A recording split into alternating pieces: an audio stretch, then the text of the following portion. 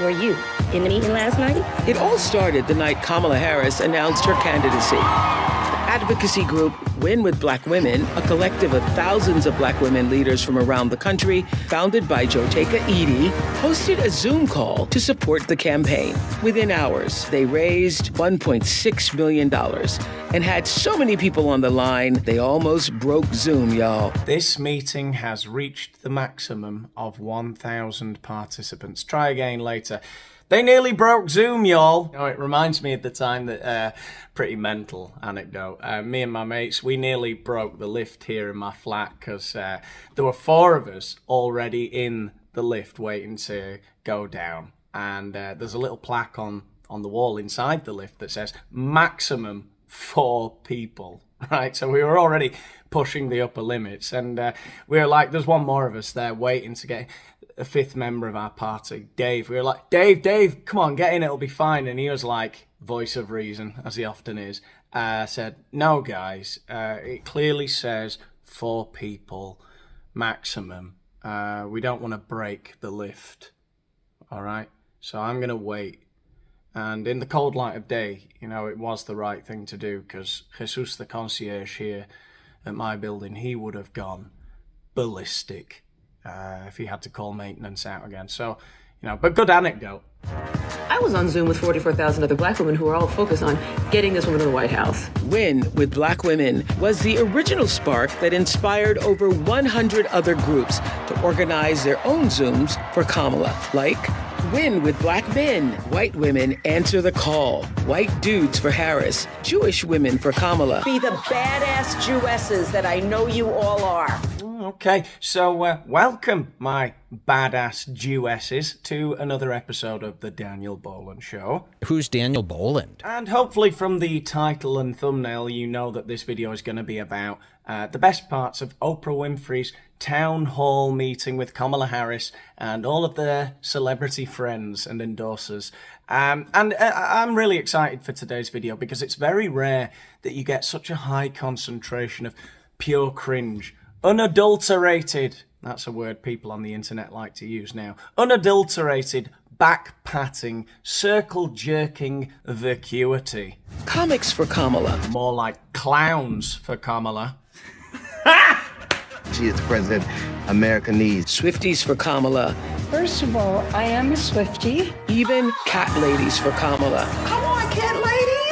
Tonight, for the first time, we are uniting all the groups together in one place with a single purpose. Elect Kamala Harris, President of the United States. Thank you. God bless you, and may God bless the United States of America. Yeah, well, maybe God, in all of his benevolence, will have mercy on some of you shape-shifting reptilians. But not Daniel Boland. Daniel Boland is here to judge. Oot, I be judged.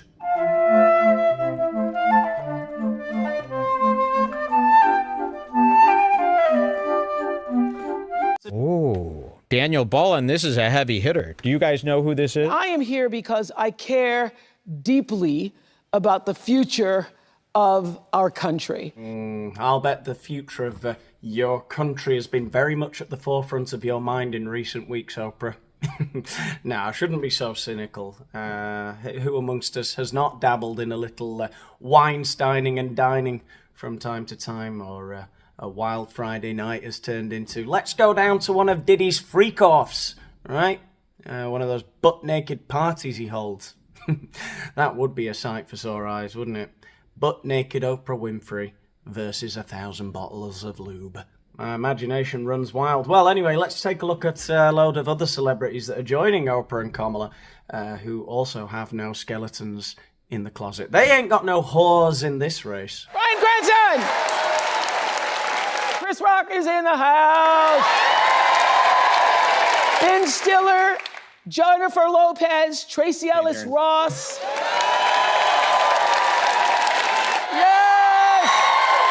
Julia Roberts, where are you?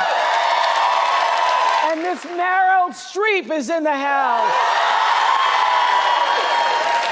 Wow, I nearly didn't recognize our Meryl there because, you know, with all of her great range, all those crazy characters she plays, I didn't recognize this strong, complex woman who's a bit into politics. You know, incredible to think that that's the same woman in every film. I'd give her another Oscar just for her personality, really. Bryan Cranston, what do you want to say? Why did you want to join us here tonight? I'm just smiling from ear to ear, Oprah. Whoa, I thought that was the Cheshire Cat for a second. Yet another person claiming to just be overwhelmed with joy at the thought of Kamala. Let's do this. Well, okay. I have never felt this much joy and optimism in a campaign in a long time.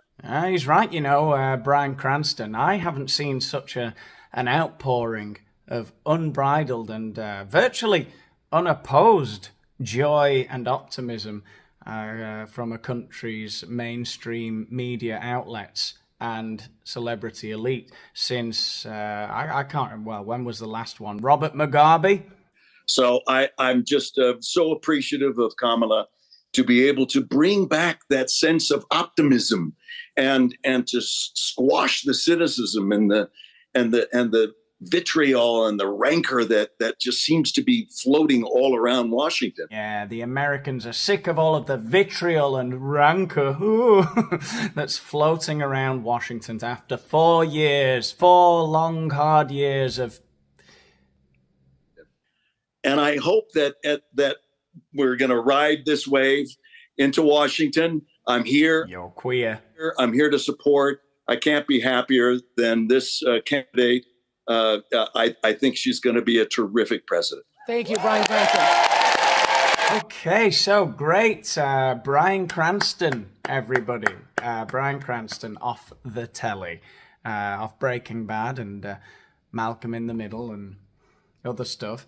But if that hasn't convinced some of you knuckle-dragging hicks, you backwards yokels, if it hasn't convinced you of who you should be voting for, you know, that Kamala's going to crush the rancor and get rid of all that vitriol that's floating around Washington, which is a bit of a pain. She's going to do that, which is great. If she already has done that. As if that wasn't enough, here's Chris Rock, a comedian who's already done enough to ingratiate himself with you backward hicks back in the 90s when he did that whole bit about the N-word. That was good, wasn't it? You know, I'd say that was his peak. But he's still around. All the way from London, Chris Rock, so it's the middle of the night there. You're the one who told me, remember, Chris and I ran into each other this summer, and Chris, no matter where you meet him, he's funny. He goes, there's going to be weeping in the streets. Are we ready for the weeping in the streets? Is it just me, or is Oprah's Chris Rock impersonation amazing? There's going to be weeping in the streets. Very good, Oprah. I feel if my Chris Rock impersonation were that good, I'd be reported for racism again. When Kamala Harris becomes president of the United States of America, weeping in the streets. What do you want to say, sir? I've always been a fan of Kamala, even back when she was running for. I remember writing her a check when she was like the district attorney for something. Maybe it was to get out of a parking ticket or something. But I've been writing her checks for a long time, and I just want to bring my daughters to the White House to meet this black woman president. Well, damn, Chris, we hadn't noticed. Had you noticed that Kamala Harris is a black woman? Reason number 2. So reason number 1 was she's squashing the rancor. And reason number 2, black woman. So there you go. See, this is the thing. I don't want to particularly hate on Chris Rock, per se. Okay? He seems like his heart's in the right place. His stupid heart. But this is everything. He embodies everything that's wrong with the celebrity endorsements of Kamala. Okay? Either they are doing it to protect their own brand. It's like virtue signaling on a grand scale. Zoom calling into Oprah's town hall with Kamala. It's to show the world I'm on the right side of history. Either that, or they genuinely believe in Kamala, which, you know, each their own, great. And they believe that they are changing hearts and minds by publicly showing their support for her, right? What hearts and minds? What fucking idiot is switching over and saying, oh, Oprah, Ben Stiller, Meryl Streep, I know who I'm voting for. Those hearts and minds are not worth winning. If you want to win those hearts and minds, it's very manipulative and very patronizing, you know. And I guess, you know, what you could say to me is ad hominem, Danny, all right? Attack what they say, not who they are. Detached multimillionaire celebrities. Chris Rock's been a multimillionaire for about 40 years now. All right. All right, let's attack what they say. I can't wait to see a black woman in the White House. Great. That's a reason. That's a reason. That's the reason. That's a reason. I think she would make a great president. And I'm ready to turn the page, man. Turn the page. You like that? Yeah. All the hate, the negativity, it's got to stop. Yeah, we're so sick of the negativity. Thank you so much, Chris, for being up this early in the morning in London. Thank you. Okay, so some fascinating insights there from millionaire comedian Chris Rock. Let's shake it up, though, a bit now and head over to get the thoughts of millionaire comedian and badass Jewess, Ben Stiller. Ben Stiller, I heard you were on the comics for Kamala. I didn't outdo anyone. I was probably the least fun of all the comics. But it was really, I mean, it was great though, because everybody was so energized. And I mean, I got to go to the convention and see her speech, which was just incredible. To be fair to Ben, that is a very fitting adjective with which to describe Kamala Harris's speeches. They are incredible. And feeling that energy, feeling kind of going from a stop Trump mode into a go Kamala mode. The people starting to, really hear what she's about. And I have a 22-year-old daughter, 19-year-old son who's going to be voting in his first election. My daughter's, her reproductive rights are incredibly important. Standing up for. Thank you, Ben. Thank you. Oh, I see how it is, Ben. All the stupid plebs need to vote for Kamala because your daughter belongs to the streets.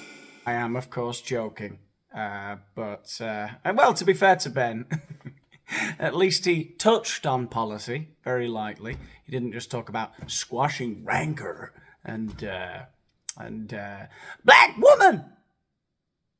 And my impression of Chris Rock, remember, is bad deliberately, because otherwise they'll come after me. Anyway, now we're going to hear from the founder of Win with Black Women.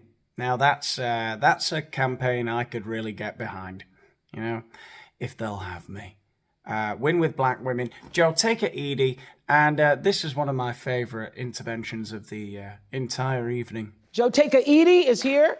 And you describe Win with Black Women as a collective love letter to ourselves. Collective love letter to ourselves. Funnily enough, I think that would be a very accurate description for everything I'm watching on screen right now. I know you all been doing this a long time. I was on a lot of calls with y'all in 2020, but we ain't never seen nothing like this before. When I do those voices, it's suddenly problematic, eh? I get people writing to me saying, don't do the black voice. All right? Well, why can't I say that? We ain't seen nothing like that before. Right? Stand up. Yeah. Tell us, what is happening? Explain the power of what happened 3 hours after Kamala, we knew that she was going to step into this candidacy. The power? Why is there so much hyperbole in the black community, particularly black women? That's what I'm worried about. That's what keeps me awake at night. Seriously though, why is it always there? The power, the struggle, the fight, right? You know? Actually, don't tell me why. Don't write to me, I know the struggle. First of all, Oprah, this is amazing to just be united. And that night, Black women everywhere, we knew one thing. That night, Black women knew one thing. Did Candace Owens know it? She knows some stuff. I bet she didn't know this. We wanted to gather in our joy, and we knew that we needed to get to work. I can't stand people talking like this. What do you mean we all knew? We knew one thing that night. What do you mean all Black women knew one thing that night? Did you like blow a conch? And all of the Black women's ears up and down the country pricked up, and you all knew one thing. We had to start gathering in our joy. We're gathering in the joy from our basements, from our gardens, more joy. I need to gather in all the joy, and I need to get to work. They just knew, all right? And on that night, Black women, the 44,000 on that Zoom, and the additional 50,000 Black women and our friends that joined to watch that Zoom, what we knew was that it was a moment in our country to show what Black women have always done. Gather joy. That love letter that I often speak of. That love letter is a letter that started years before any of us in this room, you, myself, were even born. See, this is the problem with metaphors. They often confuse the speaker more than the listener. I think we're all following her, but she's losing her train of thought rapidly. The love letter was started many years ago before even you were born, Oprah, you fucking dinosaur. And it started by Black women years ago who knew this moment would be here. But they worked, and they knew they wouldn't see it, but one day we would. And I just think that it is an honor for all of us. Yeah, I feel you, Oprah. What in God's name is this woman talking about? To be able to usher in this moment, knowing that those who watered this mighty field are now allowing us to eat of the fruit. Whoa! Of the trees that is there. Thank you so much. Well, she got there in the end, but I like the reaction of a couple of people behind her there when she finally said, "We're eating the fruit." You just said a couple of Eat of the fruit. God damn. You can't hate me for just observing stuff, surely? Thank you so much. And so, as I said, that call for Win with Black Women is what inspired all the other groups. So White Dudes for Harris. Oh, they sound cool. Raised a bunch of money. Lead organizer Ross Morales Roquetto is here. Right? Now, if you are at the moment unfamiliar with Ross Morales Roquetto, you haven't seen him in person, I'd just like you to imagine, just take a couple of moments to think to yourself. Imagine, what would the lead organizer of a group called White Dudes for Harris look like? Just take a couple of seconds to imagine that. Ross? And what? I hear you. I hear that my producer told me you've been working in politics a long time, and that really for more than 20 years, and that you said you hadn't seen anything like this. I haven't seen anything like this since 2008. I haven't seen anything like this since 2008. What the fuck? This is a glitch in the Matrix. That doesn't exist. There is nothing that... So anyone who wanted to hate on all of the sort of faggotry around the Democrat Party, anyone who wanted to take the piss out of sort of virtue signaling, they would invent a group called White Dudes for Harris, and they would draw a guy like that with a man bun. It would be I would find this, if this was in like some sort of conservative comedy, I would find it cringe. It would be over the top to have Ross Morales Mercado saying how I really love Kamala Harris and I founded the group White Dudes for Harris. That is insane. This can't be real. This is a deep fake. Yep. When President Obama was elected, and when he got elected, it was about a newness and a hope. This time, it's about an exuberance and an excitement that you only get from hard-fought wins and hard-fought losses and knowing what's at stake. And that's why we're not going back. That's why we're not going back. Jesus. Well, this video's already 20 minutes long, and there's loads to get through still. There's all of Kamala, there's Meryl Streep, there's Julia Roberts, there's other advocates there from other groups. I've got to do a second part to this, but please, if you've enjoyed the video, give it a like. Let me know what you thought in the comments, and yeah, I'm sorry I haven't managed to get through it all, but it's impossible. It's just non-stop madness. But I think I'm going to make a second part to this if you've enjoyed it. If this is a successful video, make it so. Share it everywhere. Thanks to all of you who've joined me on Patreon as well. That's really helping out. If you want to check out my Patreon, the link's in the description. It really helps. You can buy individual videos or you can become a member for $5 a month. It's a real bargain. Anyway, thanks, as I said, to all of you who are doing that. And thanks to all of you who are subscribing and everything. We're making a lot of videos between now and forever. There's lots more to come in the next couple of days. Oh, the content. You won't be able to move for content. You won't be able to swing a cat in here. I'll see you in the next one. Bye.